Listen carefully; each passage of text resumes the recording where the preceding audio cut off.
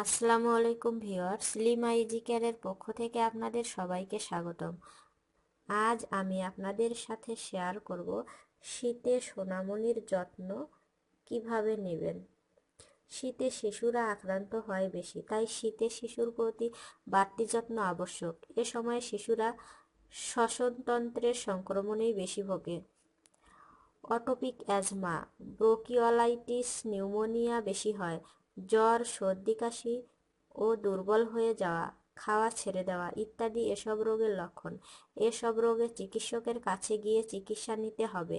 সাধারণত সর্দি কাশি জ্বরের জন্য প্যারাসিটামল ও অ্যান্টিহিস্টামিন জাতীয় ওষুধ খেতে দিতে পারেন।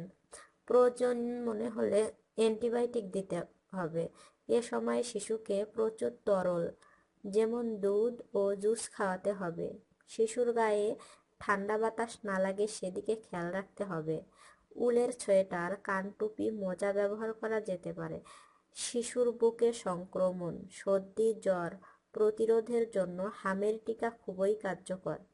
এছাড়া হুপিং কফ ও ডিপথেরিয়ার টিকা এবং নিউমোনিয়া ও মেনিনজাইটিস প্রতিরোধে ভ্যাকসিন দেওয়া উচিত। ভিটামিন এ ও সি এসব রোগ প্রতিরোধে সাহায্য করে বলে মনে করা হয়। শিশুর যেসব খাদ্যে অ্যালার্জি আছে তা খাওয়ানো পরিহার করতে হবে। ভিউয়ার্স, ভিডিওটি যদি আপনাদের ভালো লেগে থাকে তাহলে লাইক, কমেন্ট এবং শেয়ার করুন।